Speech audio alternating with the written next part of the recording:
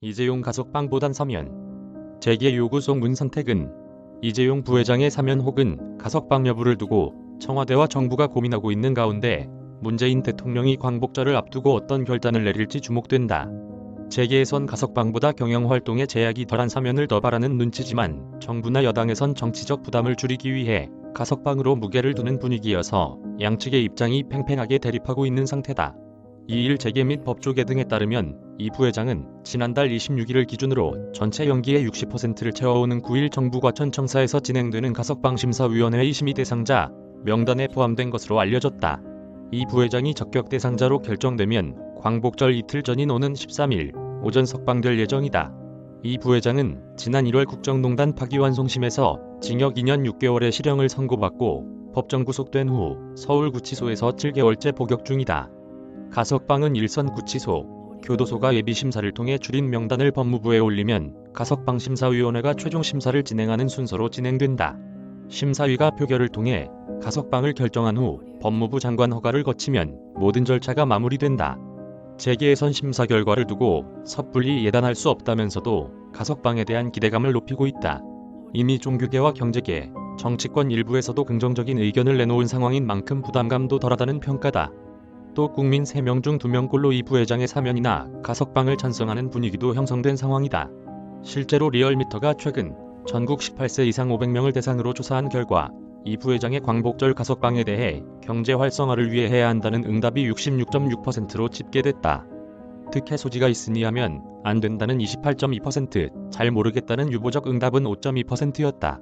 이번 조사 표본 오차는 95% 신뢰 수준에서 플러스 마이너스 4.4%포인트다. 지지 정당별로는 국민의힘 지지자 93.6%가 가석방에 찬성했고 반대는 3.7%였다. 무당층은 79.6%가 찬성했고 반대는 17.1%였다. 민주당 지지자는 가석방에 반대한다는 의견이 51.8%로 찬성 40.5%보다 많았다. 이념 성향별에 따라서도 찬반이 갈렸다.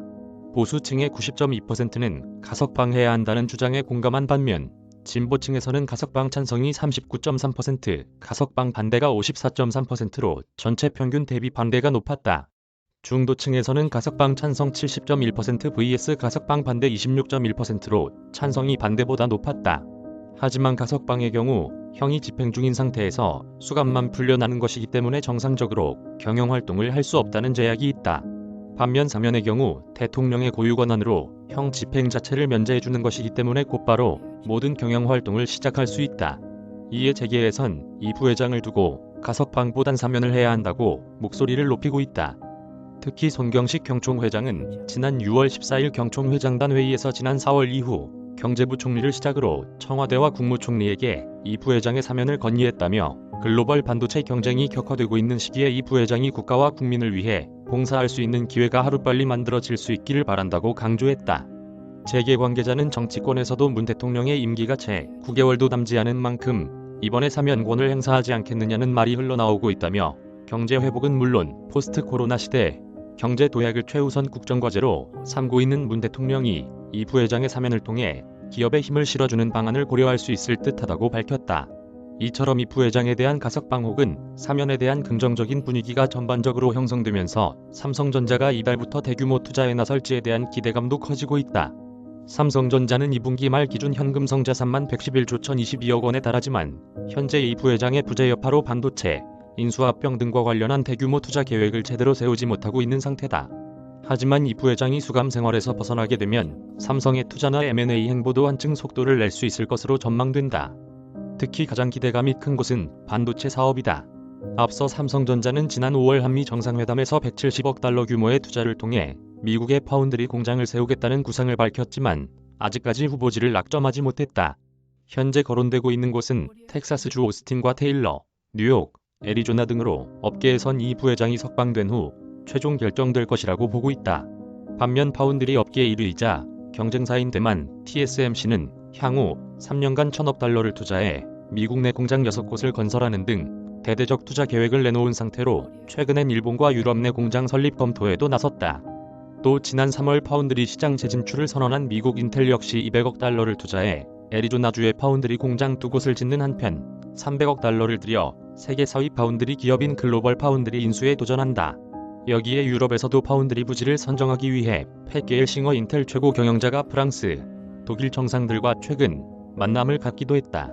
이와 달리 리더십 공백 상태인 삼성전자는 미래 성장 동력 확보에 나서지 못하고 있다. 또 삼성전자가 투자 결정에 어려움이 있다는 사실은 김기남 삼성전자 부회장을 통해서도 고스란히 드러났다. 김 부회장은 지난 6월 초 청와대 간담회에서 반도체 산업은 대형 투자에 대한 결정이 필요하다며 총수가 있어야 의사결정이 신속하게 이뤄진다고 밝혀 눈길을 끌었다. 이 부회장이 풀려나면 배터리 사업과 바이오 사업도 속도를 낼 것으로 보인다. 재계에선 삼성 SDI의 미국 현지 신규 배터리 생산 라인 구축을 비롯해 삼성 바이오로직스의 코로나19 백신 위탁 생산 등과 같은 투자, 경영 판단이 이뤄질 것이라고 전망했다.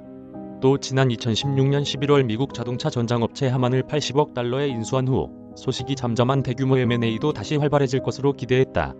재계 관계자는 삼성이 활발한 투자 및 경영 활동을 벌이기 위해선 이 부회장이 가석방되는 것보다 경영 활동에 제약이 없는 특별 사면이 더 필요하다며 가석방이 이뤄진다면 이 부회장의 운신의 폭이 줄어들면서 해외 출장 등을 통한 현장 경영뿐만 아니라 대형 투자나 인수 합병 결정에도 좋지 않은 영향을 미칠 수밖에 없다고 강조했다.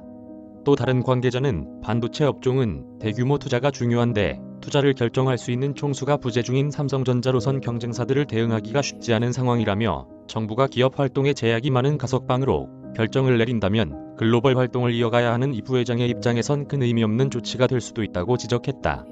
장유미 기자.